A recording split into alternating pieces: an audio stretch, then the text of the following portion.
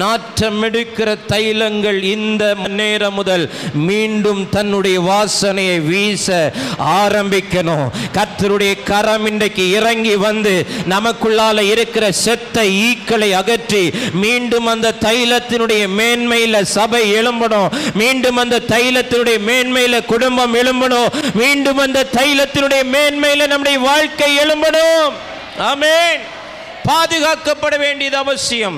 உறவுகள் பாதுகாக்கப்பட வேண்டியது அவசியம். தரிசனங்கள் பாதுகாக்கப்பட வேண்டியது அவசியம். காரணம், இன்றைக்கு ஒரு சின்ன கேப் கிடைச்சாலும், ஒரு சின்ன ஓட்டை இருந்தாலும் அதற்குள்ளாக நுழைந்து அந்த காரியத்தை கெடுப்பதற்கு இன்றைக்கு ஏராளமான செத்தைகள் ஆயத்தமாய் இருக்கிறது.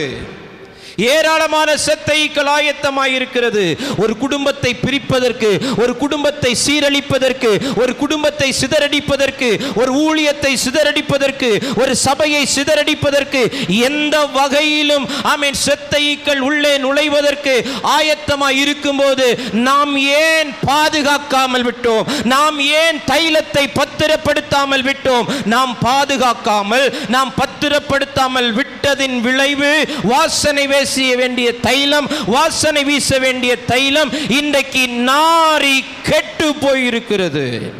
நாரி கெட்டு போயிருக்கிறது.